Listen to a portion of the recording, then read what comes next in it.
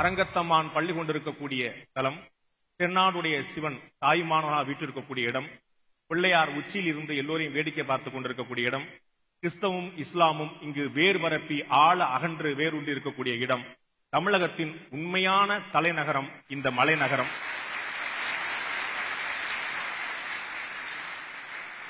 யார் போய் ஆட்சியை பிடிக்க வேண்டும், சென்னையில் கோட்டையில் அமர வேண்டும் என்று விரும்பினாலும் அந்த செயின்ட் ஜார்ஜ் கோட்டைக்கு போவதற்கு முன்னால் இந்த மலைக்கோட்டை மாநகரில் ஒரு மாநாடு நடத்தி ஆக வேண்டிய நிர்பந்தம். அப்படிப்பட்ட ஊர், காவிரி பாயும் நதி, ஸ்ரீரங்கம் என்ற தீவு கொண்ட ஒரு நகரம், இந்த டெல்டா பகுதி மிகப்பெரிய ஒரு புண்ணிய தலம். இங்கு இருக்கக்கூடிய மக்கள், இங்கு பிறந்திருக்கக்கூடிய பாக்கியவான்கள் எல்லோரும் நான் தளர்ந்தாழ்ந்து வணங்குகிறேன். திமுக, அதிமுக இந்த இரு பெரும் திராவிட கட்சிகள் பிரச்சாரத்தை துவக்கிவிட்ட பிறகு பாட்டாளி மக்கள் கட்சி, பாரதிய ஜனதா, மக்கள் நல கூட்டணி, நாம் தமிழர் இயக்கம் போன்ற கட்சிகள் மாற்று சக்தியாக தங்களை முன்னிறுத்திக் கொண்டிருந்த சக்திகள் ஒரு பின்னடைவை சந்தித்திருக்கின்றன என்பதான் அடிநாதமான கேள்வி. திமுக தலைவர் கருணாநிதியும் தமிழக முதலமைச்சர் அதிமுக பொதுச்செயலாளர் ஜெயலலிதாவும் தங்களுடைய பிரச்சாரத்தை துவக்கிவிட்ட பிறகு இதற்கு முன்னால் எங்கு பார்த்தாலும் மக்கள் நல கூட்டணி, வைகோ அவர்களுடைய பிரச்சாரத்தை பற்றி சொல்லவே வேண்டியதில்லை. எங்கு போனாலும் எந்த சேனலை திருப்பினாலும் எந்நேரமும் அண்ணன் வைகோ இருப்பார். அந்த கூட்டணிக்கு விஜயகாந்த் வந்துவிட்ட பிறகு சொல்ல வேண்டியதே இல்லை. பாராட்டுவதற்காகவோ விமர்சிப்பதற்காகவோ தவிர்க்க முடியாத மனிதராக மாறி இருக்கிறார் விஜயகாந்த் அப்படிங்கிற நம்ம பார்க்க வேண்டியிருக்கிறது. மதிமுகவுடைய பொதுச் செயலாளர் மாதிரி சூறாவளி பிரச்சாரம் மேற்கொள்ளக்கூடிய பாரதிய ஜனதா கட்சியிலிருந்து உள்ளூர் தலைவர்கள் எல்லாம் போதாது என்று அகில இந்திய அளவிலிருந்து ஹிந்தியிலும் ஆங்கிலத்திலும் பேசக்கூடிய தலைவர்கள் எல்லாம் கூட இறக்குமதி செய்திருக்கிறார்கள். எங்கு திரும்பினாலும் பாட்டாளி மக்கள் கட்சியுடைய பிரச்சாரம் நிச்சயமா சொல்லி ஆக வேண்டும். பாட்டாளி மக்கள் கட்சியுடைய பிரச்சாரம் அவர்களுடைய வழக்கமான பாணியிலிருந்து மாறிவிட்டு ஐயா, சின்னையா, பெரியய்யா இதையெல்லாம் மாற்றிவிட்டு முழுமையாக நேரடியாக அவர்களுடைய மேடையிலேயே தற்போது அவர்களே டாக்டர் ராமதாஸ், டாக்டர் அன்புமணி ராமதாஸ் என்று அவர்களுடைய அடுத்த கட்ட தலைவர்கள் தங்களுடைய பெயர்களை சொல்லி அழைக்கிறார்கள். இப்படி அத்தனை கட்சிகளும் எங்கு திரும்பினாலும் திமுக, அதிமுக தவிர்த்த பிற கட்சிகள் சூறாவளி பிரச்சாரம் செய்து கொண்டிருந்த போது திடீரென்று ஒரு சூறாவளி போல திராவிட முன்னேற்ற கழக தலைவர் கருணாநிதியும் அதிமுக பொதுச் செயலாளர் ஜெயலலிதாவும் வந்து பிரச்சாரத்துக்கு கிளம்பிவிட்ட போது லட்சக்கணக்கான மக்களுடைய கூட்டத்தை கண்ட பிறகு இந்த இரு கட்சிகளுக்கான பிறகு மாற்று இல்லையோ என்ற சந்தேகத்தை எழுப்பிவிட்டது. திமுக அதிமுக தான் எப்பயுமே அசைக்க முடியாத, தவிர்க்க முடியாத சக்தியில் இருக்கின்ற என்ற எண்ணத்தை ஏற்படுத்துகிறது. ஆனால் பாருங்கள், அவர்களுடைய பிரச்சாரம் வந்த பிறகு திமுகவை பற்றி அதிமுகவும், அதிமுகவை பற்றி திமுகவும் கடுமையாக வசை மாறி பொழிய ஒரு படத்துல வடிவேல் சொல்வார்ல, அவன் குடும்பத்தை பத்தி நான் கேவலமா பேசுவேன், என் குடும்பத்தை பத்தி அவன் ரொம்ப கேவலமா பேசுவான், நாங்க அப்பேற்பட்ட டிகிரி தோசை அடிப்பாங்க. அத மாதிரி இவர்கள் மாறி மாறி வசைபாடி கொண்டிருக்கும் போது நமக்கெல்லாம் சில உண்மைகள் புரிகிறது. டாஸ்மாக் பற்றிய வரலாறு நமக்கெல்லாம் தெரியாமல் இருந்தது. இந்த இரண்டு கட்சிகளும் மாறி மாறி சொல்ல நமக்கு வந்து உண்மை தெரிந்து விட்டது. கிரானைட்ல யார் யாருக்கு பங்கு என்பது நமக்கு தெரியாமல் இருந்தது. எந்த கம்பெனியோட ஓனர் யார் என்பது வரைக்கும் முழுமையாக புள்ளிவிவரங்களை சொல்கிறார்கள்.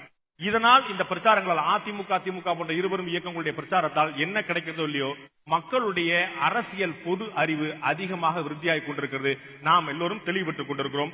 யாருடைய பிரச்சாரம் முன்னோக்கி இருக்கிறது, யாருடைய பிரச்சாரம் பின்தங்கி இருக்கிறது, இந்த இருவரும் திராவிட இயக்கங்களுடைய பிரச்சாரத்தால் மாற்று இயக்கங்களுக்கு சாதகமாக அமைந்திருக்கிறதா, பாதகமாக அமைந்திருக்கிறது என்பது பற்றிதான் இன்றைய மக்கள் மன்றத்தில் நாம் பேச இருக்கிறோம். அதிமுக, திமுக போன்ற பெரும் இயக்கங்கள் பிரச்சாரத்தில் துவங்கியதனால மற்ற கட்சிகளுக்கு எல்லாம் பாதகம் தான், எங்களுக்கு தான் சாதகம் என்று சொல்லக்கூடிய வகையில் அணியில திரு கூப்ப கிருஷ்ணன் அவர்கள் எனக்கு இடதுபுறமாக அமைந்திருக்கிறார்.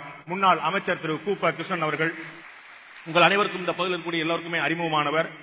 மாற்று அணிக்கும் கூட போய் வந்தவர். அதனால் மாற்று அணியை பற்றி முழுமையாக அறிந்திருக்கக்கூடியவர். அடுத்ததாக முதுபெரும் அரசியல் தலைவர் திரு காதர் மொய்தீன் அவர்கள், இந்திய யூனியன் முஸ்லிம்களுடைய தலைவர். இதற்கு முன்னால் தேர்தல் ஆணையம் முடிவு செய்வதற்கு முன்னாலேயே திராவிட முன்னேற்ற கழகத்துடைய கூட்டணி எங்களோட உறுதியாக இருக்கிறது என்று நேரடியாக போய் சொல்லி திமுகவுக்கு ஒரு அரும்பெரும் தோழமை கட்சியாக நீண்ட நெடுங்காலமாக இருந்து கொண்டிருக்கிறார். அது அடுத்ததாக அமர்ந்திருப்பவர் புதுக்கோட்டை விஜயா, ஒரு சூறாவளி பிரச்சாரத்துக்கு, ஒரு கடுமையான அனல் தரிக்கக்கூடிய பிரச்சாரத்துக்கு பெயர் போனவர் புதுக்கோட்டை விஜயா. எனக்கு வலதுபுறம் அமர்ந்திருக்கக்கூடிய நண்பர்கள் தோழர் திரு சி மகேந்திரன், இந்திய கம்யூனிஸ்ட் கட்சியுடைய முதுபெரும் தலைவராக மூத்த தலைவராக இருக்கக்கூடியவர். ஆர்கே நகர்ல இடைத்தேர்தலில் அதிமுக பொதுச்செயலாளர் தமிழக முதலமைச்சர் ஜெயலலிதா வந்து இடைத்தேர்தல் போட்டியிட்ட போது சிங்கத்தை அதனுடைய குகையிலேயே சென்று சந்தித்தவர் திரு சி மகேந்திரன் அவர்கள், அவருக்கு எதிராக போட்டியிட்டவர். அதே போல திரு பூத்தா அருள்மொழி அவர்கள் பாட்டாளி மக்கள் கட்சியில ஒரு மிகப்பெரிய ஒரு பேச்சாளர், ஒரு நல்ல நாவன்மை கொண்டவர், ஒரு அமைதியான அந்த பாட்டாளி மக்கள் இருக்கக்கூடிய பேச்சாளர்கள் விரல் தென்னக்கூடிய மிக ஆகர்ஷிக்கக்கூடிய ஈர்க்கக்கூடிய பேச்சாளர்கள் திரு அருள்மொழி, அதே போல திரு அர்ஜுன் சம்பத் அவர்கள் தனியாக களம் கண்டிருக்கிறார். நன்றாக அவரை பார்த்துக் கொள்ளுங்கள். அவருக்கு வாக்களித்து அவரை முதலமைச்சர் வேட்பாளர் ஆக்கி முதலமைச்சர் ஆக்கினால் ஒவ்வொரு ரேஷன் கார்டுக்கும் 1 கோடி ரூபாய் தருவேன் சொல்லியிருக்கார். ஒரு ரேஷன் கார்டுக்கு 1 கோடி ரூபாய் தருவேன் சொல்லியிருக்கார். இருவரும் திராவிட இயக்கங்களுடைய பிரச்சாரத்தால் மாற்று அணிகளுக்கு சாதகம்தான். இவர்கள் தங்களை தாங்களே தூற்றிக் கொள்வதன் மூலமாக திராவிட இயக்கங்களுக்கு, மாற்று சக்திகளுக்கு மிகப்பெரிய உற்சாகம், ஊக்கம் கிடைத்திருக்கிறது என்ற அணியின் சார்பாக தோழர் திரு சி மகேந்திரன் அவர்களை முதல் கட்டமாக பேச அழைக்கிறேன். திமுக, அதிமுக ஆகிய 2 பிரச்சாரத்தால் மாற்று அணிகள் பலவீனம் அடைந்து விடுமா என்ற கேள்வியை அவர் எழுப்பியிருக்காரு. இந்த கேள்விக்கான ஒரே விடை எங்க இருக்கு அப்படின்னு கேட்டீங்கன்னா, 2 கட்சிகளுக்கும் 2 தொலைக்காட்சி இருக்கு. அந்த தொலைக்காட்சியை நீங்க பார்த்தாலே அதற்கான விடை இருக்கு. திமுக எவ்வளவு ஊழல் செஞ்சிருக்குங்கிற விஷயத்தை அதிமுக போடுது, அதிமுக எவ்வளவு ஊழல் செஞ்சிருக்குங்கிற விஷயத்தை திமுக போடுது. எனவேதான் இவர்கள் 2 பேரும் தங்களுடைய ஊழலை அம்பலப்படுத்திக் கொண்டிருக்கிற போது மாற்று அணி எப்படி தோத்து போகும் என்ற கேள்வியைத்தான் முதலில் நான் எழுப்ப விரும்புகின்றேன். பெரும் மதிப்பிற்குரிய எம்ஜிஆர் அவர்கள் அவர் கட்சி தொடங்கிய போது தமிழகமே ஈர்த்தது. தமிழகத்தினுடைய மூலை முடுக்கெல்லாம் மக்கள் நிற்பார்கள், மரங்களில் நிற்பார்கள், மேடைகளில் நிற்பார்கள். ஆனா இன்னைக்கு அண்ணா திராவிட முன்னேற்ற கழகம் தன்னுடைய சக்தியை காட்ட வேண்டும் என்று சொன்னால் மக்களை எல்லாம் கொண்டு வந்து உச்சி வெயில் 12 மணிக்கு ஒரே இடத்துல போட்டு அடைச்சி, அவன் தப்பிச்சு போனாலும் நீ தப்பிச்சு முடியாது, இங்கே கடந்து சாவுங்கடான்னு சொல்லக்கூடிய இந்த நிலைமை நீங்கள் யோசித்து பார்க்க வேண்டும். அப்ப எப்படி மக்களை ஈர்க்க முடியும்? 4 பேர் இறக்கின்ற வரை அந்த கூட்டத்துக்கு வர்றவங்களுக்கான ஊதியம் எவ்வளவு வழங்கப்பட்டது என்பதை ஒரு பத்திரிகை வெளியிட்டிருக்கிறது. 200 ரூபாய் கொடுத்தாங்க, சாப்பாடு கொடுத்தாங்க, கார்ல கொண்டு வந்து இறக்குனாங்க அப்படிங்கிற விவரத்தை எல்லாம் அது சொல்லுகிறது. ஆனால் அதே பத்திரிகை சொல்லுது, இந்த மரணத்திற்கு பிறகு, ஒரு 4 மரணத்திற்கு பிறகு கூட்டத்துக்கு ஆள் வேணும்னு போய் கேட்டா 200 ரூபாய்க்கெல்லாம் நாங்க வரமாட்டோம்யா, 200 ரூபாய்க்கு நாங்க உயிரை கொடுக்க மாட்டோம், 500 ரூபாய் கொடுத்தாதான் வருவோம் என்று அதனுடைய ரேட்டும் இன்னைக்கு உயர்ந்து போச்சு. என்ன ஈர்ப்பு இருக்கு? இது அரசியலா? யோசித்து பாருங்க. அரசியல் என்று சொன்னால் ஒரு கொள்கைக்காக, ஒரு லட்சியத்திற்காக, ஒரு கட்சிக்காக உயிரையும் கொடுப்பதற்கு எவன் வருகிறானோ அதுதான் உண்மையான அரசியல். அந்த அரசியல் இருக்கா? அதுதானங்க நடந்திருக்கு. நீங்க என்ன சொன்னீங்க? உயிரையும் கொடுக்கணும், நீங்க கொடுத்தா விமர்சனம் பண்றீங்க. பாண்டே இவ்வளவு நாள் குறுக்கிடலையே நான் நினைச்சுக்கிட்டு இருந்தேன். பாண்டேக்கு என்னுடைய நன்றியை தெரிவித்துக் கொள்கின்றேன். திராவிட முன்னேற்ற கழகத்திற்கு ஒரு பெரிய பாரம்பரியம் உண்டு. நான் கூட இந்த மேடையில் இந்த சிகப்பு துண்டை போட்டிருக்கிறேன். இந்த சிகப்பு துண்டுக்கு ஒரு அர்த்தம் உண்டு. ஒரு காலத்துல மக்கள் எல்லாம் தோளில் துண்டு போடக்கூடாது, ஒடுக்கப்பட்டவர்கள் துண்டு போடுவதற்கு அனுமதி இல்லை என்று சொன்ன காலத்துல மனிதன் என்ற முறையில் அவனும் இந்த துண்டை அணிவான் என்று கம்யூனிஸ்டுகள் எல்லாருக்கும் தோல்ல துண்டை போட்டு ஊர்வலமாக அழைத்து சென்றதனுடைய குறியீடாகத்தான் இந்த துண்டை நாங்கள் அணிகின்றோம். ஆனால் திராவிட முன்னேற்ற கழகம் ஒரு மதிப்பிற்குரிய கட்சி. நான் பாண்டே கூட சொன்னாரு, திராவிட கட்சிகளுக்கு எதிர்ப்பு. நாங்க திராவிட கட்சிகளுக்கெல்லாம் நாங்க ஒன்னும் எதிர்ப்பு கிடையாது. திராவிட இயக்கத்துக்கு ஒரு மரியாதை உண்டு. மனித கௌரவத்திற்காக, சுயமரியாதைக்காக, the dignity of the human being என்று சொல்வார்களே, அந்த மனித சுயமரியாதைக்காக ஒரு இயக்கம் உலக வரலாற்றில் தோன்றி இருக்கிறது என்று சொன்னால் அதுதான் நம்முடைய திராவிட இயக்கம் என்பதை உணர வேண்டும். ஆனால் அந்த திராவிட இயக்கம் கருப்பு சட்டையை கொடுத்தது. இன்னைக்கு முதலமைச்சர் வேட்பாளர் நான் தான் என்று சொல்லக்கூடிய மரியாதைக்குரிய ஸ்டாலின் அவர்கள் அந்த கருப்பு சட்டையை கழட்டி போட்டு கலர் கலரா சட்டையை போட்டுக்கிட்டு போறாரு. அது என்ன கொள்கை? கொள்கை தடுமாற்றம், கொள்கையில வீழ்ச்சி ஏற்படுகிறது. ரொம்ப நம்முடைய நண்பர்கள்லாம் கோபப்பட்ட அர்த்தம் அல்ல. உங்களுடைய இயக்கங்களிலே நீங்கள் கேட்க வேண்டும். ஒரு கட்சி என்பது கொள்கைக்காக இருக்க வேண்டும். அந்த கொள்கையெல்லாம் விட்டுட்டு வெறும் ஓட்டுக்காகத்தான் நீங்க முடிவுக்கு வந்தா எனக்கு என்ன ஆயிப்போச்சு? பணம், இலவசங்கள், இது 2ஐயும் வைத்து மக்களை பிடிப்பதற்கு என்ன தந்திரம் இருக்கிறதோ அந்த தந்திரத்தை தான் அடிப்படையாக கொண்டிருக்கிறார்கள். மக்களை ஆற்றல் படுத்தாமல் இலவசங்களை பெறக்கூடிய பிச்சைக்காரர்களாக வைத்துக் கொண்டு வெறும் தலைவர்கள் மட்டும் நாங்க ஹெலிகாப்டர்ல பறந்து, தலைவர்கள் மட்டுமே அந்த காலத்து மன்னர்களை போல நாங்கள் வாழ்வோம், நீங்கள் என்னைக்கு அடிமையா தான் இருக்கணுங்கிறதுக்கான ஒரு அரசியல், அதுக்கு ஒரு திட்டம், அதுக்கு ஒரு தேர்தல் அறிக்கை, எல்லாமே இலவசம், வேலை கிடைக்கும் அப்படிங்கிற உத்தரவாதத்தை தேர்தல் அறிக்கையில் தர முடியவில்லை. ஒரு சராசரி மனிதனுக்கு சோறு போட முடியும் என்பதற்கு அறிக்கை தர முடியவில்லை. மிக்சி தர்றேன், கிரைண்டர் தர்றேன், என்ன வேணாலும் தர்றேன், உன் கையில் இருக்கிற ஓட்ட மட்டும் போடுறா அப்படிங்கிற அந்த அடிப்படை தான் இருக்கிறது. எனவே வளர்ச்சியை அடிப்படையாக கொண்ட, வளர்ச்சியை மாற்றத்தை அடிப்படையாக கொண்ட முழு தமிழகத்தையும் மாற்றக்கூடிய ஒரு மாறுபட்ட அரசியலுக்கு திமுகவும் அதிமுகவும் பழமையான காரணத்தால் அதனால் மக்களை ஈர்க்க முடியாது. எனவே பிரச்சாரத்திலே அவர்கள் தோல்வி அடைந்து விட்டார்கள்.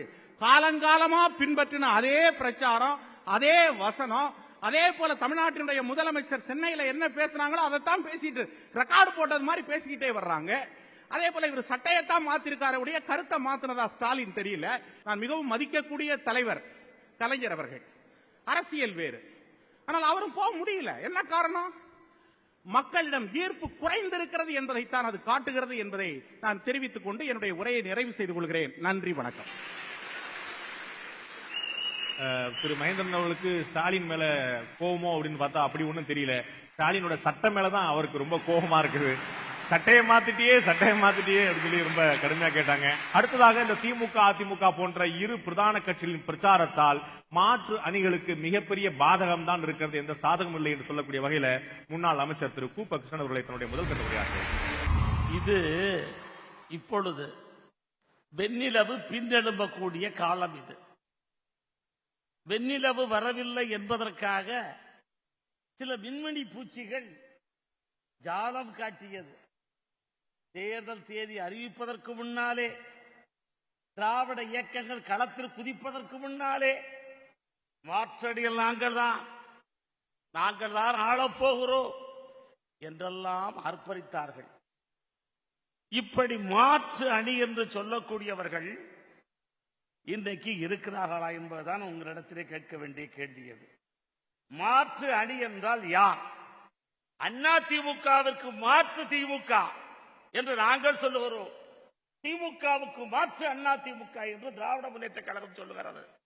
இந்த இரு இயக்கங்களைத்தான் இன்றைக்கு இந்த மக்கள் ஏற்றுக்கொண்டிருக்கிறார்கள். நான் திருச்சியிலே காவிரி தீரத்திலே இருக்கக்கூடிய ஒரு உழவனுடைய மகன். எனக்கு நீண்ட நாட்களுக்கு முன்னாலே ஒரு பழமொழியை என்னுடைய பாட்டி சொல்லிவிட்டு போனார். உழக்கூடிய நேரத்திலே ஊருக்கு போனவன் அறுக்கக்கூடிய நேரத்திலே அறிவாளோடு வந்தானா. ஊழல் கட்சி என்று பகிரங்கமாக சொல்லுகிறீர்களே, இதை தெரிந்த நீங்கள் 2011 ஆண்டிலே எங்களோடு தோழமை பூண்டு 5 ஆண்டு காலம் சட்டமன்றத்திலே இருந்தீர்கள். அப்பொழுது தெரியவில்லையா உங்களுக்கு?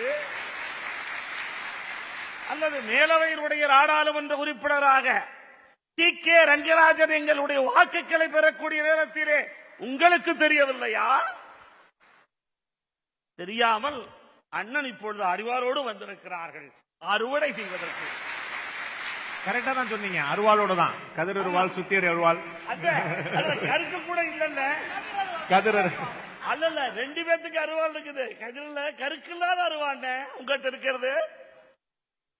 பாண்டவர் கூட்டணி என்று ஒன்றை உருவாக்கினார்கள். பாண்டவர் கூட்டணி, அதிலே தர்மர் ஒருவர், அர்ஜுனன் ஒருவர். நான் அன்னிடத்திலே கேட்கிறேன், அண்ணே, பாண்டவருடைய தலைவன் தர்மனுக்கு மேடையிலே தடுமாற்றம் அண்ணே, அவர்தான் வருங்கால முதலமைச்சர். அர்ஜுனன் காண்டிபத்தை கீழே போட்டு விட்டார். கிருஷ்ணன் இல்லை, இருந்தாலாவது கீதை சொல்லி இருப்பான். ஆனால் இருப்பது ராமகிருஷ்ணன். ராமன் என்று சொன்னாலே அடக்கம், அன்பு. கிருஷ்ணன் என்று சொன்னாலே கிரிமினல். இது 2 ஒரே காம்பினேஷன். சொன்னாலும் கேட்பதில்லை தர்மன். எனவே அவர்கள் சொன்ன உதாரணம் நான் சொல்லவில்லை. கிருஷ்ணன் என்றாலே கிரிமினல் நீங்க மத்தவங்களை தானே சொன்னீங்க. இல்லை, கிருஷ்ணன் என்று இடத்திலே இல்லை என்று நான் சொல்லுகிறேன். நான் இந்த நேரத்திலே கேட்பதெல்லாம், அர்ஜுனன் காண்டிபத்தை கீழே போடுவதற்கு ஒரு காரணம் சொல்லுகிறார். ஜாதி வெறி தூண்டப்படுகிறது என்று சொல்லுகிறார். நான் அவரிடத்திலே சொல்லுவேன், நம்முடைய பெரிய புராணத்திலே நக்கீரன் சிவபெருமானோடு வாதிடுகின்ற பொழுதே நக்கீரனுக்கு கோபம் வர வேண்டும் என்பதற்காகவே சிவபெருமான் சொல்லுகிறார், அங்கம் புழுதி பெற அறிவாளில் எய்பூசி சங்கை கீரனர்க்கும் நக்கீரனோ என்னுடைய வாட்டுக்கு குறை சொல்லுவது. நக்கீரனுடைய தொழில் வளையல் தொழில், வளையல் செய்வது. சங்கை அறுத்து வளையலாக்கி தருவது. ஒரு வளையல்காரரா என்னுடைய பாட்டுக்கு குறை சொல்லக்கூடிய இந்த விதத்திலேதான் சிவபெருமான் அந்த வரியை சொல்லுகிறார். அஞ்சி ஓடவில்லை நக்கீரர். அப்பொழுது அவர் சொல்லுகிறார், சங்கருப்ப தங்ககுலம் சங்கரனுக்கார் ஏது குலம், சங்கை அறிந்துண்டு வாழ்வோம், ஈசனே உன்னை போல் இறந்துண்டு வாழ மாட்டோம் என்று சொல்லுகிறார். என்று சொன்னால் உங்கள் கூட்டனுடைய ஒருங்கிணைப்பாளர் இன்றைக்கு ஓடி போயிருக்கிறாரே, அவரை பிடித்துக் கொண்டு வந்து எங்கேயாவது நிறுத்தியிருக்க வேண்டாமா? தளபதியே இல்லாமல் களங்காண போகிறார்களா அண்ணா உங்கள் அணி? தளபதியே ஓடிவிட்டார், களங்காண எப்படி நீங்கள் இங்கே வரப்போகிறீர்கள்? இதற்கு பதில் சொல்லுங்கள். நான் இன்னொன்றை சொல்லுகிறேன், அடுத்த சுற்று இருக்கிறது என்பதற்காக சொல்லுகிறேன். பாண்டே, உங்களுக்கு ரொம்ப நெஞ்செழுத்தம்.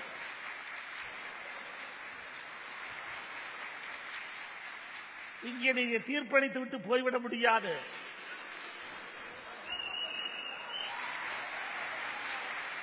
நாட்டாமை தீர்ப்பை மாற்று என்று நான் சொல்ல மாட்டேன்.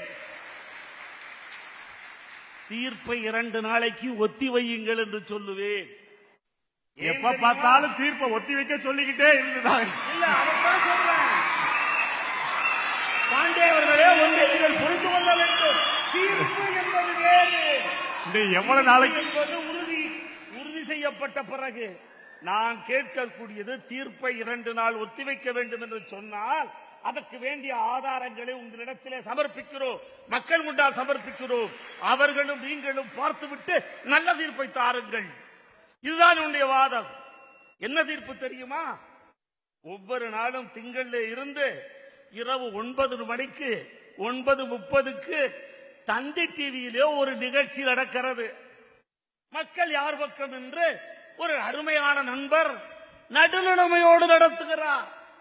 வள்ளுவ பெருந்தகையின் வாக்கை சொல்லிவிட்டு நான் நடுநிலைமை தவறாதவன் என்று சொல்லுகிறார். அப்படி சொல்லக்கூடியவர் என்ன சொல்லுகிறார் என்று சொன்னால், 10 தொகுதியை பார்த்தோம், இதிலே அனைத்து இந்திய அண்ணா திராவிட முன்னேற்ற கழகம் 5 முன்னணியிலே இருக்கிறது, 3 இடுபறியிலே இருக்கிறது, 2 திமுகவிலே இருக்கிறது. எங்கன்னே போச்சு மாற்றனே, எங்கன்னே போச்சு மாற்றனே. ஆக தந்தி டிவியிலே வரக்கூடிய அந்த கருத்தை தொகுத்து வழங்கக்கூடிய திரு பாண்டே அவர்கள் நடுநிலை தவறாது 37,000 பேரிடம் அவர்கள் ஒப்பினை பெற்றது உண்மையானால், அந்த டிவியிலே சொல்லப்பட்ட செய்தி உண்மையானால், அந்த செய்தியை பார்த்துவிட்டு நீங்கள் சொல்லுங்கள் தீர்ப்பை. இப்படி உசுப்பேத்தியே உடம்பெல்லாம் ரணமாக்கி சென்னை மாநகராட்சியிலே இருந்த பொழுது முதலாக மதிய உணவு திட்டத்தை கொண்டு வந்தது நீதி கட்சி சென்னை மாநகரத்திலே. அதை பார்த்த பிறகுதான் கர்ம வீர காமராஜ் அவர்கள் தமிழ்நாடு முழுக்க மதிய உணவு திட்டத்தை கொண்டு வந்தார். புரட்சித் தலைவர் எம்ஜிஆர் அவர்கள் அதற்கு பின்னாலே வந்ததற்குத்தான் பிள்ளைகள் அதிகமாக படிக்க வேண்டும் என்பதற்காக சத்துணவு திட்டத்தை கொண்டு வந்தார். எண்ணில் அடங்காத சமூக திட்டங்கள், நாட்டினுடைய வளர்ச்சிகள் அத்தனையும் கொண்டு வந்த திராவிட இயக்கங்கள். இந்த இயக்கங்கள் வீறு கொண்டதற்கு பின்னாலே 4வது அணி அல்ல, நலக்கூட்டணி அணி அல்ல, அது மண் தாண்டி மலை தாண்டி எங்கிருந்து வந்தாலும் தமிழக மக்கள் ஏற்றுக்கொள்ள மாட்டார்கள் என்பதை அடக்கத்தோடு சொல்லி விடைபெறுகிறேன். நன்றி, வணக்கம். அண்ணனோட அடக்கமே இப்படி இருந்தா அண்ணன் அடக்க மறுத்தா என்ன ஆகும்னு யோசனை வருது. இப்ப பேச்சை துவக்கும்போது ஒரு விஷயம் சொன்னாரு, 2வது சுற்றுலா அவருக்கு பதில் சொல்லாரு எதிர்பார்க்கிறேன். திமுகவுக்கு மாற்று அதிமுக, அதிமுகவுக்கு மாற்று திமுக, 2 பேருக்கும் இடையில வேற யாருமே கிடையாது சொன்னார். அண்ணா திமுகவுக்கு மாற்று திமுக தான் என்பதை மீண்டும் அறுதிட்டு சொல்கிறாரா என்று அவர் சொல்ல வேண்டும். அவருடைய தலைமை அதை கேட்கும், நான் கேட்க மாட்டேன். அவருடைய தலைமை அதை